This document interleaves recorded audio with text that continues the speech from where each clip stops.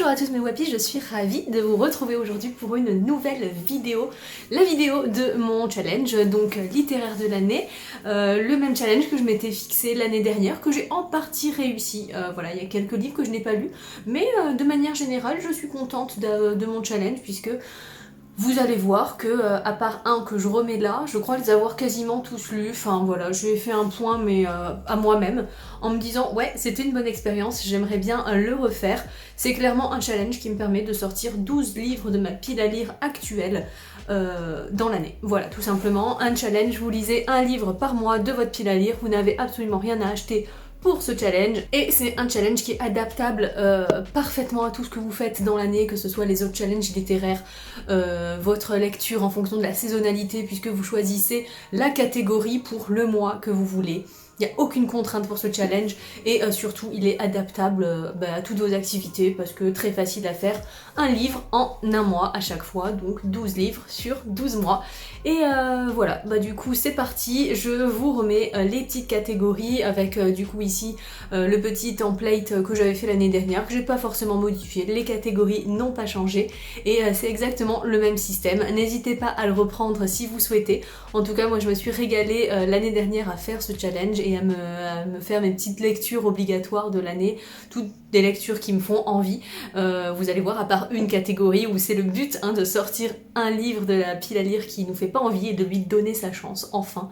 Et puis du coup c'est parti, let's go pour l'édition 2022. Hop. Il y a donc 12 mois et donc 12 catégories. On commence par la numéro 1 qui est de lire le plus gros livre de notre pile à lire, et du coup malheureusement c'est le même que l'année dernière puisque je n'ai pas lu La maison dans laquelle de Marianne Petrosian, qui me fait tellement envie. Et en fait c'est le livre que je m'étais prévu en fait de lire pour le mois de novembre, ne pensant pas que mon mois de novembre 2021 allait être aussi agité. Du coup je m'étais dit voilà, je pense que c'est le bon moment de l'année justement où normalement ça bouge un petit peu moins, en tout cas de mon côté, novembre, décembre, où je suis un petit peu plus au repos et tout. Du coup c'est vrai que j'ai pas pu lire cet énorme pavé de plus de 1000 pages en novembre, mais voilà, clairement je le remets en objectif de cette année. J'ai trop envie de découvrir cette histoire familiale, ce roman choral énorme. Regardez cette beauté de Monsieur Toussaint Louverture.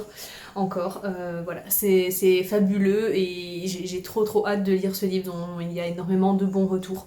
Donc j'espère que cette année sera la bonne, je vais tout faire pour, et il faudrait que je me le case le plus rapidement possible en début d'année, parce que voilà, de le repousser à chaque fois.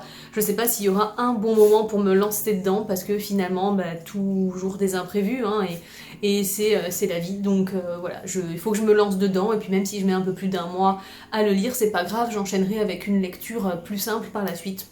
Voilà, c'est le gros bébé à lire cette année, et cette fois il faut que je m'y tienne.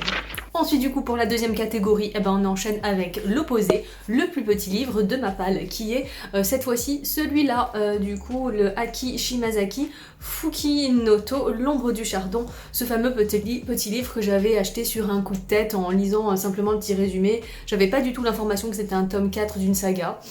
J'espère clairement que ça me portera pas préjudice, enfin, et que l'histoire sera agréable à lire comme ça en one shot. Je dirais, voilà, il est vraiment tout petit, il fait moins de 200 pages, il fait exactement 130 pages, donc voilà, je pense que je me le caserai lui en février pour le challenge février Tapal de Alex Bouquin en Prada. Donc du coup comme ça je le combine, ça sera mon livre du mois pour février, et puis voilà, je pourrais peut-être entamer du coup, si je lis rapidement celui-ci, entamer La maison dans laquelle pour mars. Pourquoi pas, et prendre un petit peu d'avance, ça serait plutôt pas mal. Mais voilà du coup le principe, celui-ci en février, en combinant avec le challenge de la belle Alex Bouquin en Prada, et j'ai trop hâte. Ensuite, une catégorie difficile puisque c'est la catégorie 3, il faut que je sorte une relique de ma palle, donc là je suis allée directement filtrer sur Livre Addict par ordre d'ajout chronologique à ma wishlist, et Jean de Florette. Voilà, Jean de Florette de Marcel Pagnol, j'adore Marcel Pagnol, j'ai lu Marius, Fanny, César quand j'étais bien plus jeune, puisque ma mère est une grande fan de Marcel Pagnol. Du coup, elle a toute une saga, je les ai pas tous lus, hein, mais j'étais en amour devant cette trilogie familiale aussi, qui se situe en Provence, et donc avec toutes les habitudes et toutes les expressions aussi de Provence. Et voilà, enfin, ça vraiment partie, c'est un auteur que j'associe à mon enfance, donc qui me fait beaucoup de bien, et je sais pas pourquoi je repousse à chaque fois la lecture de Jean de Florette, qui me fait très envie. Donc voilà, il faut que je le lise, c'est une des reliques de ma palle. J'ai choisi celui-ci parce que c'est celui qui me faisait le plus envie sur le moment, mais voilà, ça fait vraiment partie de ceux que j'ai le plus longtemps dans ma wishlist, puisque c'est un livre que j'ai récupéré de la bibliothèque de ma maman, et du coup je l'ai ajouté il y a longtemps, mais voilà, il faut que je lise. Je sais que ça va être trop bien, je sais que ça va être un bon moment. Encore faut-il adhérer et accrocher au style, hein, qui est quand même assez particulier, ce genre d'histoire, mais bon, je sais que ça me plaît, donc il n'y a pas de raison que celui-ci me déçoit au plus haut point. Voilà, j'ai hâte quand même. Ensuite, je sélectionne le plus beau livre de ma palle actuelle. Alors, il y en a beaucoup, j'ai beaucoup de très jolis livres, mais du coup j'ai jeté mon dévolu sur celui-ci, qui m'a été offert par ma maman, donc en fait non, c'est moi qui me le suis offert, mais il est sélectionné par ma maman dans le panier lecture, dans un des paniers lecture, et bah, trop beau, voilà, c'est un Benjamin Lacombe, un livre là, tissu, avec des dorures, des reflets, enfin voilà, et des illustrations juste incroyables. Donc c'est des contes du folklore japonais, tout simplement, sur des fantômes et autres étrangetés. Donc voilà, ça peut vraiment être une très jolie lecture, enfin ça sera une très jolie lecture, je le sais. Mais voilà, j'ai sélectionné celui-ci dans les plus beaux ouvrages de ma pile à lire, c'est clairement un objet livre incroyable, et j'ai hâte d'en apprendre un petit peu plus sur ces traditions et histoires que je ne connais absolument pas, donc voilà, ça sera, je sais, une lecture agréable et très enrichissante, donc très hâte de ce moment où je vais découvrir ces histoires. Je ne sais pas pour quand je me le réserverai, peut-être pour la fin d'année prochaine, avec encore cette ambiance octobre-novembre. Il y a Moon qui se roule juste à côté. Incroyable cette chatte. Elle fait toujours une apparition. Bon, vous avez l'habitude. Donc voilà pour le plus beau livre de ma pile à lire, même si j'ai hésité, hein, mais bon, ça me fait un graphique roman à lire, ce qui est pas plus mal, c'est cool, et ça ne me dérangera pas pour lire d'autres livres le mois qui concerne celui-ci. Donc parfait. Ensuite, une catégorie que j'adore, donc le livre de ta pile à lire qui te fait le plus envie. Là, maintenant, à l'instant T, quand tu te mets devant ta bibliothèque, lequel te fait le plus envie? Et moi, c'était La Panthère des Neiges. C'est donc le livre que je suis en train de lire actuellement, ma nouvelle lecture de Sylvain Tesson, ici dans sa petite version poche de chez Folio, que j'aime beaucoup.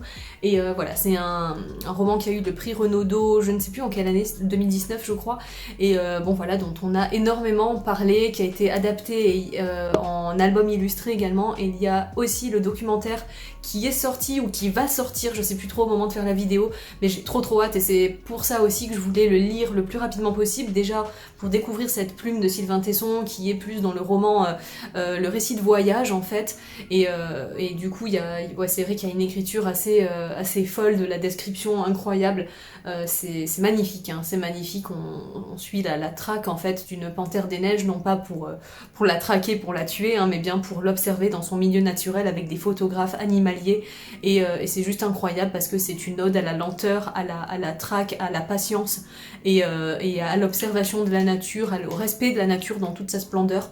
Donc j'aime déjà beaucoup, et voilà, 2019, hein, c'était bien ça.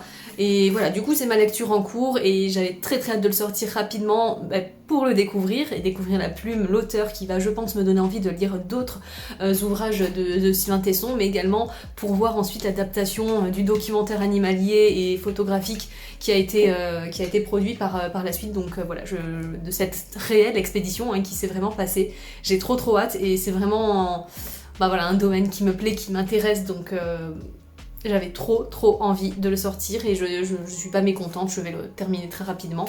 Et trop bien, et enchaîner avec une prochaine. Ensuite, je dois enchaîner avec une BD de ma pile à lire, et là ça a été très simple puisque j'en ai plus qu'une dans ma pile à lire, et en plus tout récemment achetée, hein, mais je l'ai pas acheté pour le challenge, mais je l'attendais avec impatience, plus un roman graphique au final. Il s'agit de L'Or Olympus, donc de Rachel Smythe. Smythe, je sais pas comment trop on dit, donc la série phénomène du webtoon clairement. Alors moi j'ai lu le webtoon pas entièrement, je l'ai pas terminé parce que quand j'ai appris en fait que il allait être adapté directement en version papier, je me suis arrêtée. C'est vrai que j'avais pas le réflexe moi de lire sur mon téléphone, c'est vraiment quelque chose que je faisais vraiment très très ponctuellement quand j'avais un petit moment d'attente, que j'avais que mon téléphone avec moi, mais c'est rare, j'ai toujours un livre ou ma liseuse, donc j'ai pas le réflexe de lire sur le téléphone et pourtant c'est vraiment très sympa les webtoons parce que c'est étudié et fait pour le téléphone, mais du coup j'ai préféré attendre pour savoir le fin mot de l'histoire qu'ils sortent en papier. Donc j'ai arrêté ma lecture, mais ça me plaisait beaucoup trop, j'aimais trop cette revisite du mythe donc et de l'histoire d'amour entre Perséphone et Hadès. Voilà, moi qui aime beaucoup aussi toute la mythologie et cet aspect là un petit peu antique, voilà, c'est tout pour me plaire, donc je suis ravie. Je l'ai pas acheté pour, mais du coup il se présentait, il y avait la sortie, j'avais pas encore fini ma pile à lire, enfin d'établir ma pile à lire et tout, donc je m'étais dit de toute façon je compte l'acheter, il va rejoindre ma pile à lire, je pourrai l'utiliser pour ce challenge et ça sera d'ailleurs ma seule BD, donc voilà, je suis très très contente. Il est sorti chez Hugo BD, je savais même pas que Hugo faisait des BD clairement, mais bon voilà, et d'ailleurs c'est juste un volume 1, hein, c'est pas une histoire, l'histoire ne se termine pas dans ce volume, mais la beauté de l'ouvrage, je suis trop contente, donc trop hâte de découvrir et de voir où s'arrête l'histoire. Est-ce que je suis à jour par rapport à ce volume ou pas?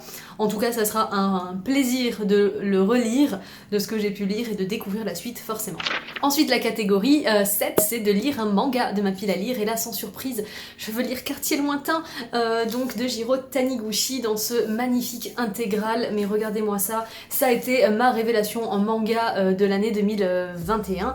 Jiro Taniguchi, ça a été une excellente découverte, j'ai tout aimé de ce qu'il mettait en œuvre, de sa manière de voir les choses, ce qu'il met en avant dans ses mangas, le trait, le trait qui est hyper détaillé et qui est assez particulier, qui fait un peu manga ancien mais que j'adore, et clairement celui-ci c'est un petit peu son œuvre majeure. Quartier lointain, il paraît que ça a touché énormément de personnes et je pense pas pouvoir passer à côté, enfin j'espère ne pas passer à côté, mais voilà, ayant adoré L'homme qui marche et Elle s'appelait Tomoji, j'espère que son œuvre majeure en tout cas me plaira tout autant, voire plus, et c'est une merveilleuse édition que Majun m'a offert pour notre challenge. J'ai trop hâte de pouvoir me plonger dedans, ça va être un régal. Regardez la beauté de l'ouvrage, vraiment je suis ravie. Donc voilà, ça c'est le manga que je dois lire cette année à tout prix et je suis trop contente vraiment de l'avoir, particulièrement dans cette édition, c'est un merveilleux cadeau. Ravie. Et du coup on passe maintenant à la catégorie qui fâche un peu, hein. Moi ça fait un bon moment que j'ai décidé de ne plus m'embêter avec les livres qui ne me font pas envie. Je n'ai pas envie de lire des livres qui me rebutent ou voilà, qui ne me font pas plaisir. J'ai envie d'orienter mes lectures, de ne pas m'encombrer de déception et du coup, mais ça c'est la catégorie qui permet de sortir un livre de ta pile à lire. Vous voyez, ce livre que vous avez eu depuis longtemps ou qui vous a été offert ou que voilà, qui ne vous attire pas plus que ça, lui donner une chance, le sortir, dire allez, c'est le moment, je te donne ta chance, ou ça passe ou ça casse. Ça va peut-être être une très bonne découverte, mais voilà, ça passe ou ça casse, et donc j'ai décidé de me lancer et de donner la chance à Les Univers Multiples, le tome 1 en plus. C'est un tome 1 de Stephen Baxter, c'est chez Pocket, et c'était un livre qui m'était offert dans l'offre deux poches achetées égale un troisième offert à la Fnac, et du coup j'avais choisi celui-ci parce que parmi la sélection effectivement il n'y avait pas énormément de choses qui me faisaient envie à ce moment-là.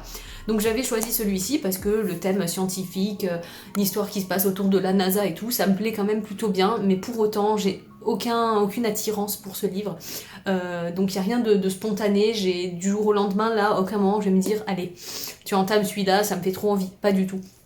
Donc voilà, c'est un livre qui m'était offert, donc bon, j'ai rien gagné, j'ai rien perdu, juste voilà, je peux gagner à découvrir un joli roman si ça me plaît, et puis au pire des cas, je perds rien, je le mettrai dans une boîte à livres et je pense que ça fera plaisir à quelqu'un, tout simplement. Voilà, je vais opter pour ça, mais au moins lui donner sa chance, ça passe ou ça casse, on verra bien pour Les Univers Multiples. Ensuite, on passe à la catégorie transformable. N'hésitez pas, si vous reprenez ce challenge, à modifier cette catégorie. C'est votre joker. Voilà, dites-vous que vous y mettez ce que vous voulez.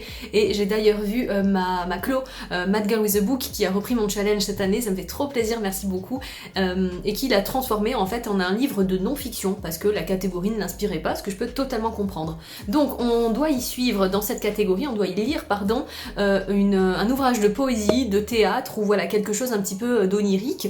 Donc moi j'ai choisi plutôt la poésie, c'est vraiment un genre que j'aimerais lire de plus en plus, donc voilà, je serai le feu de Digli dans cet ouvrage absolument incroyable que je trouve merveille, hein. C'est une merveille d'édition, clairement. Je connaissais pas la maison d'édition La Ville Brûle. Je trouve ça incroyable, vraiment le travail, que ce soit extérieur ou intérieur, hein, c'est fabuleux. Et du coup voilà, c'est un ouvrage qui va recenser, qui va regrouper plein de poèmes, donc de poétesses d'ailleurs, que des femmes, et du coup voilà, c'est je pense très très beau, en tout cas ça me donne vraiment envie.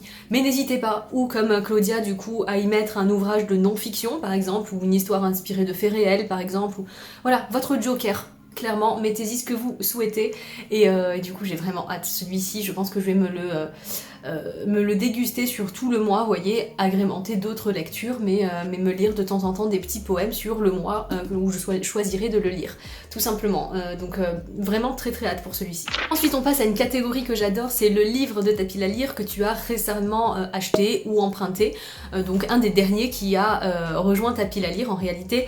Et du coup moi, vu que les tout derniers qui ont rejoint ma pile à lire, c'est vraiment L'Or Olympus et Je serai le feu, qui sont dans d'autres catégories, et également des cadeaux, là j'ai choisi vraiment un des derniers achats que j'ai fait moi, même si ça remonte à quelques mois, c'était vers le mois d'octobre je crois, mais bien sûr je vais vous parler de Une sirène à Paris de Mathias Malzieu, qui est maintenant plus le dernier sorti, puisque son dernier vient de sortir là il y a quelques jours, au moment où je tourne cette vidéo, en tout cas début janvier, donc j'ai vraiment très très hâte de le lire, en espérant que le prochain qui vient de sortir, qui s'appelle je crois Le Garçon de porcelaine ou quelque chose du genre, ne se fera pas autant attendre que celui-ci en poche, parce que moi je collectionne en poche. J'ai trop hâte, donc voilà, Une sirène à Paris, c'est vraiment voilà, un de mes livres objectifs principaux de cette année, et j'ai trop hâte. Donc si vous ne connaissez toujours pas Mathias Malzieu, ô combien je vous invite à découvrir cet auteur, sa plume, ses histoires qui nous font du bien, qui sont toutes aussi folles les unes que les autres. Ça je préfère vous prévenir, mais c'est tellement beau, ça fait tellement du bien, je suis fan absolue.